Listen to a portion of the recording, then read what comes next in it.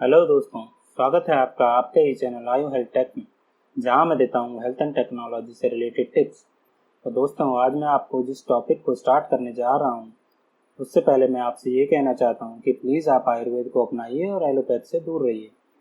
भारत की सभ्यता सबसे पुरानी सभ्यताओं में से एक है, जहाँ आयुर्वेद पिछले 5000 साल से आज तक भी चलता आ रहा है।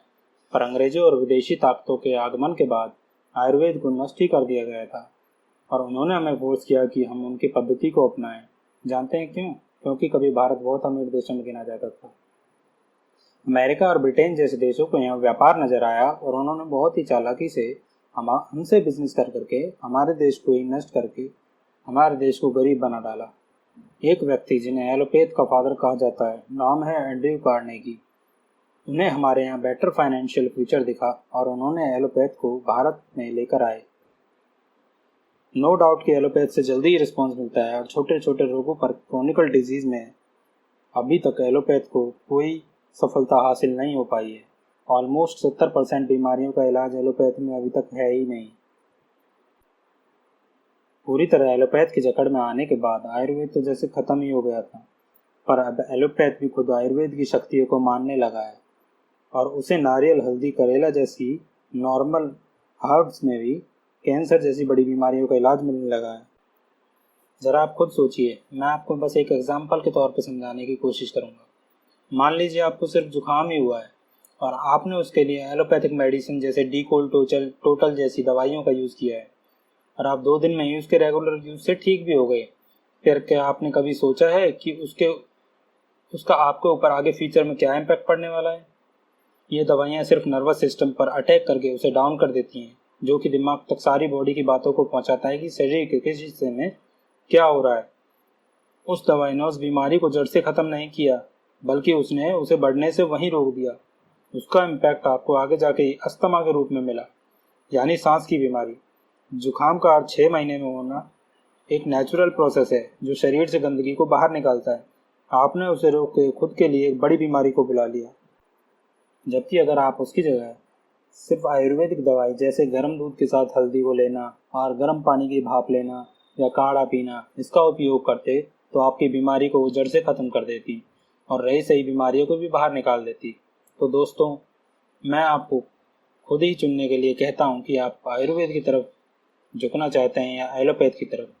मैं एक और एग्जाम्पल दे के आपको समझाने की कोशिश करूँगा।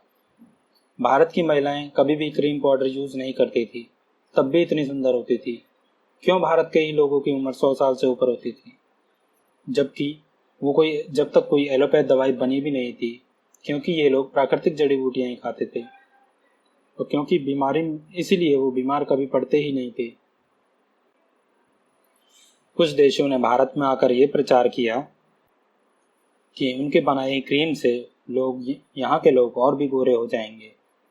अब पर जब उन्होंने उस केमिकल को अपने शरीर पर लगाना शुरू किया, तो लंबे समय के बाद उनको स्किन कैंसर, चेहरे का खराब होना, सोराइसिस जैसी स्किन डिजीजेस होने लगी।